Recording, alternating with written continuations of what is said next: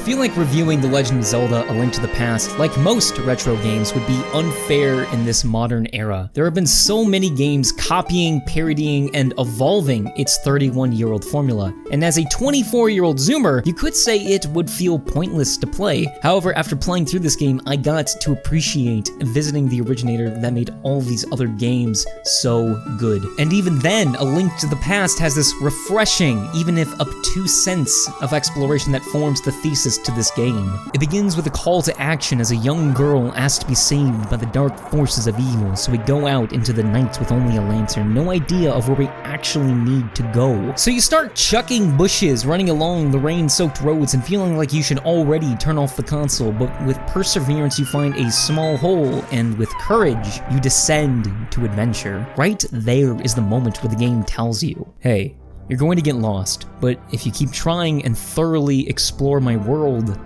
you'll find your way. Exploration is the cornerstone of this game. Something that modern games have ingrained into me is that side content is optional. It wasn't required to actually beat the game, but with Link to the Past, you cannot beat this game unless you have nearly every single tool that can be discovered. And yes, that will include finding someone called Flute Boy, getting his ocarina, and then going to the town square to place said ocarina to a stone weather vane to turn it into a duck so it can fly you to a desert cliff, transcend reality, and enter a dungeon.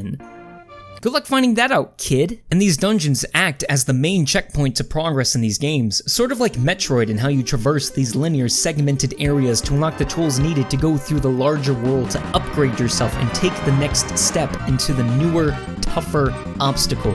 And there is plenty of motivation for exploration. The biggest one being heart pieces. Having a tangible collectible item that increases your stats is a very addicting activity you just want to obsess over. And as you keep searching, you might just find something you didn't expect. This is nowhere near perfect though. The biggest criticism of this game is that it set the standard for the Zelda series being far more linear than the original Legend of Zelda on the NES until games like Wind Waker kind of shook up the formula, but really not until Breath of the Wild. It didn't bother me personally because I'm used to linear games and wasn't influenced by the original Zelda, but the pacing going from a linear dungeon to the open world was enough to make me feel like I wasn't trapped in an on-rails tour of Hyrule. The exploration and discovery was more than enough to excite me and keep me playing. And as I said before, finding these upgrades are a necessity for completing the challenges that are the dungeons. For being a 2D Zelda game, I'm surprised they were able to cram in 12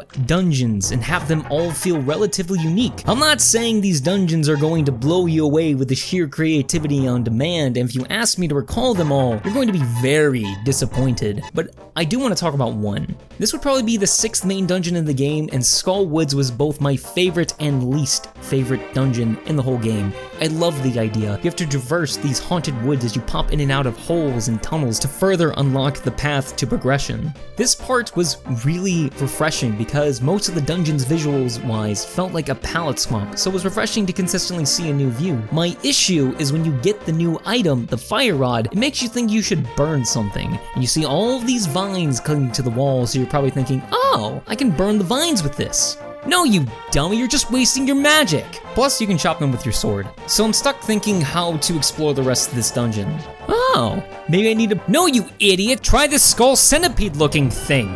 At no point did I think to burn this in order to progress, as there are no visual cues or examples to showcase what the item was capable of. And then I beat the dungeon.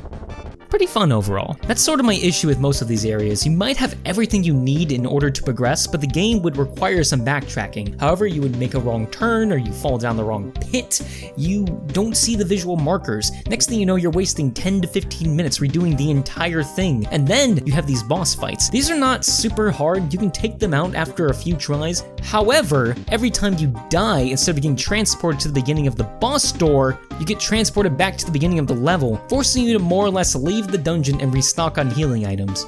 But that was the design in those days. A big issue I found is that while you progress through the game, instead of more complex enemies like Stalfos or Red Guards, the game supplies you with a large amount of enemies to overflow your senses. The bosses are way worse about this, but instead of forcing the player to worry more about positioning and evasion, it forces the player to just tank damage and use their broken spells to clear rooms. Or for bosses, just hope you can kill them fast enough.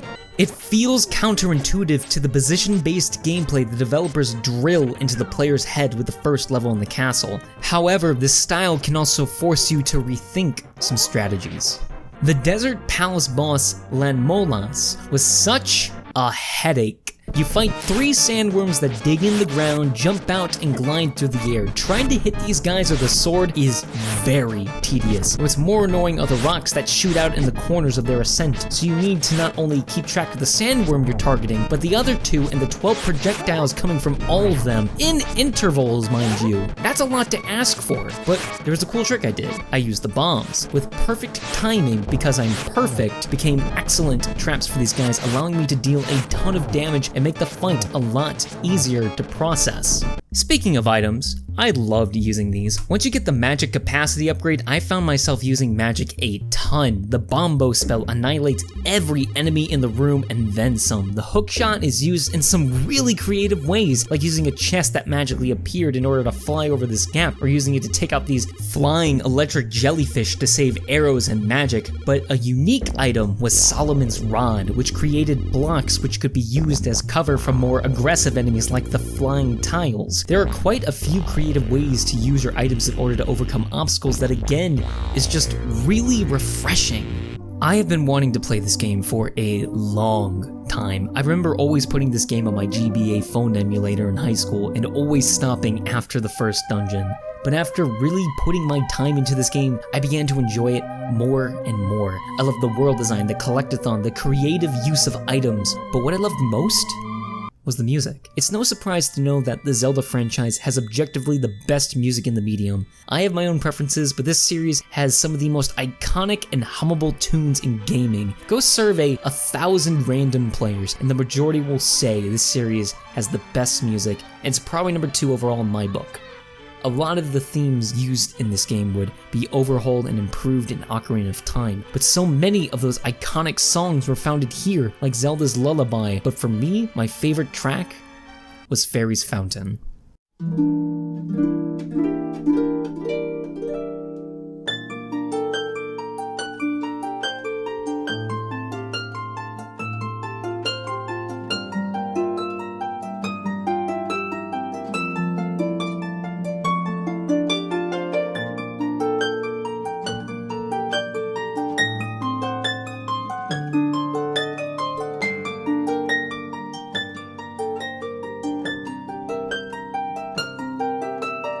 You feel its melody transporting you into this dreamlike merry-go-round, humming the tune, and its melody enshrouds you in a veil of majestic calm and whimsy. The SNES and N64 versions are great, but the fan covers just go insane on this song, and all of these songs. The Zelda franchise is a series I'm not very nostalgic for, and it's been difficult to finish a lot of these, but seeing the love the fans pour in, it makes me care for a series I have little experience with, and that's why I love this channel, because it forces me to play games I normally wouldn't play. Without this channel, I'd probably be stuck playing some stagnant multiplayer game for the rest of my life, but going back and taking a look at the classics has been an enjoyable experience, and I hope these videos are doing the same for you guys as well. And all I can say is, look forward to the next one.